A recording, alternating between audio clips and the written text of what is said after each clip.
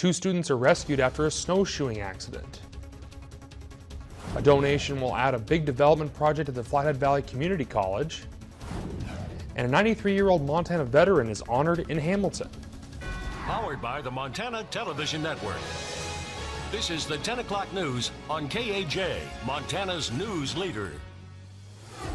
Good evening and thanks for joining us. I'm Don Fisher. 2 students from the Big Fork High School were injured during a field trip near Marias Pass while snowshoeing today.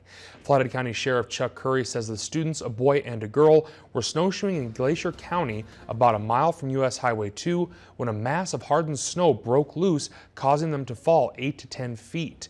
The students were transported to Kalispell Regional Medical Center. One student was taken by Alert and the other was transported by 2 Bear Air. Their current condition is unknown.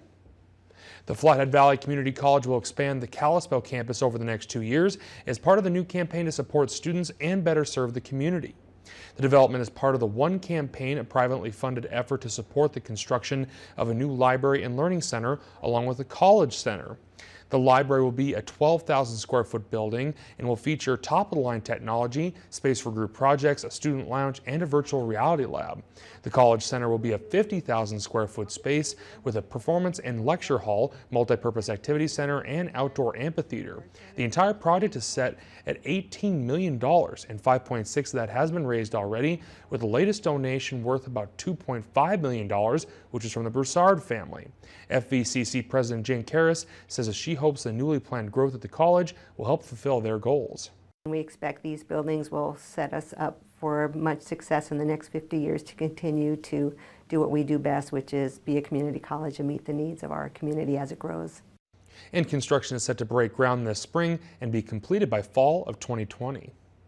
And switching over to weather, a little break from the moisture today in northwest Montana, but that trend is not likely to stick around. For more, let's toss it over to Chief Meteorologist Aaron Yost, who has a look at our first forecast. Aaron. You know, Don, we're already seeing some snow scattering itself into northwest Montana. That's our next system, and it could bring about some light accumulations here as we head into the overnight hours by 11 o'clock tomorrow morning. As a matter of fact, that's when our winter weather advisory is in place for the Flathead and Mission Valleys. Other areas in northwest Montana through 5 o'clock tomorrow afternoon could pick up 2 to 5 inches there. Higher amounts expected in the higher terrain right along the Montana-Idaho border. If you have travel plans that take you to Lookout Pass, for example, tomorrow morning, you might want to rethink them. Things are going to be pretty messy. I've got the full forecast, which is going to stay pretty active, coming up.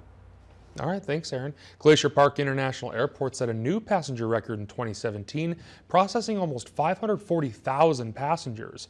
Based on a recent annual passenger percentage growth report, Glacier Park International Airport has been named Montana's fastest growing airport, seeing a nearly 9.5% increase in traveler counts in 2017. And while many people were making the Flathead a destination, the airport also saw a record number of departing passengers in every month of 2017 except for March. And with United Airlines recently added, airport officials are confident that those numbers will continue to grow.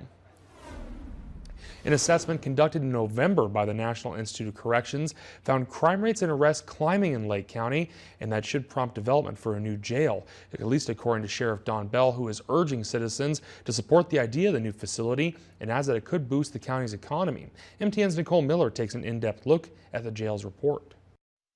Lake County Sheriff Don Bell believes the key to fixing the county's inefficient criminal justice system is by building a new jail and justice system. I believe that if we had a new justice center where we could incarcerate the people that need to be incarcerated, our crime rate would drop, our property value would climb, people would come here, more businesses would come here.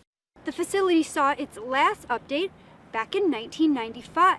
Since then, the county has seen a dramatic rise in violent crimes driven by drug abuse. Most of our drugs are coming from Mexico and then coming up the West Coast and then brought over here. The drug trade is really it drives the burglaries, it drives the thefts. A recent assessment of the jail found more than half of the inmates were in custody because of alcohol and drugs. Makes them a lot more unpredictable. I've seen that they're a lot more violent, a lot more paranoid. Bell says the next step in moving forward is having a needs assessment done. He says they've already visited other similar-sized jails to see what's possible. And we looked at 3 reasonably close, and Lewiston, Idaho is the furthest, and then Missoula, and then Bozeman's. And we're kind of mirrored Bozeman's jail, how we would like to build ours, because their recidivism rate is under 30%, which means people that go to their jail, less than 30% of them come back. We're at 70%. So somebody we have in our jail, there's a 70% chance they'll come back to our jail. Bell says the overall goal is to get offenders back to being productive citizens. Nicole Miller, MTN News, Lake County. And the future of the Lake County justice system is expected to eventually be decided by the voters in a bond, and a full 60-page report of this is available on our website. The Montana State Prison Warden is out of the job after only 10 months at work. The Montana Department of Corrections confirmed to MTN News today that Warden Michael Fletcher was fired from his job as head of the Montana State Prison. The department would not give a reason for his termination, stating that it's a confidential matter. The firing comes about 2 months before the end of his 12-month probationary period, and Fletcher was hired last March to replace Warden Leroy Kiergaard, who retired last April. Montana's unemployment rate moved to 4.1% for the month of December, and that has ticked up slightly to end 2017 despite strong payroll employment gains. The U.S. unemployment rate remains unchanged at 4.1%. In Montana, the strongest payroll job gains were seen since January of 2015. But despite the strong payroll employment growth, the unemployment rate rose slightly. The lowest jobless rate stood at 2.4% in Macomb County, while Bighorn County saw the highest unemployment rate in the state with 10.8%. And here are the jobless rates for some of our western Montana counties. Flathead County at just under 6%, the Flathead Reservation at around 5%, Lake County just under 5%, Sanders County under 8%, and Mineral County at almost 10%. Montana prosecutors and child advocates say methamphetamine use in the state has created a crisis of neglected and sometimes abused children. But prosecutors say State Child Protective Services has been refusing to give them key evidence that could help the children and the families. MTN's Mike Dennison reports on this standoff and how it's apparently been resolved. When state child protection workers suspect children have been exposed to highly toxic methamphetamine, they can order a test of the kids' hair follicles. But the state has been refusing to give results of these tests to prosecutors or other child advocates, even though the legislature passed a law last year requiring it. Prosecutors and others say not knowing or having that evidence of meth exposure makes it harder to take action against the parents or to help them. We know we have a meth epidemic in the state. It's going to take a team-coordinated approach, and when we remove a child from a drug-addicted parents and do nothing for the parents, there's nothing to think that we're going to get that family reunited any sooner. Law enforcement's got to get involved in extreme cases because these parents need rehab. The issue came to a head last week at a legislative committee. Lewis and Clark County Attorney Leo Gallagher told the panel that with 1,600 kids in foster care statewide because of meth, it was ridiculous to withhold this information from law enforcement and others. But it gives us information that we can use with others involved in the child protection system, including the courts, as to the circumstances that has put this child at risk. A top state official told lawmakers last week the state feared that providing the information would violate a federal privacy law, jeopardizing $13 million in federal funding. But now, state health officials have changed course. On Tuesday, they said they've directed Child Protective Service officials to start giving the toxicology reports to prosecutors and others connected with court actions involving the care of neglected children. Gallagher said their argument never made sense, and now he's hopeful prosecutors can do more to protect children exposed to poisonous meth and help their families.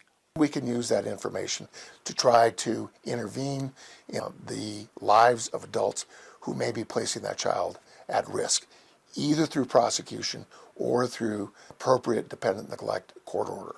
I applaud the legislature for bringing a light to this situation. Mike Dennison, MTN News, Helena. And Senator Moore was the sponsor of the bill that required the toxicology information to be provided to those prosecutors. And he's a decorated war hero of both the Korean and World War II. And now 93-year-old Jack Henley can add another accolade to his collection.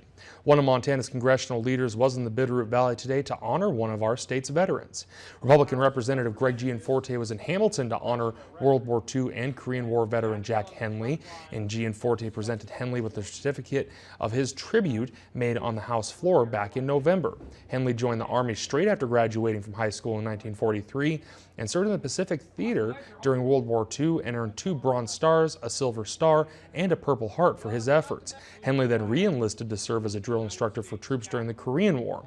Gianforte says he feels this honor is very well deserved. Jack had such an exceptional story, and he was a member of this greatest generation. We took special efforts to make sure Jack was recognized for his service to our country during World War II and the Korean War. And Henley served a total of 28 years in the military and received 18 medals over his service.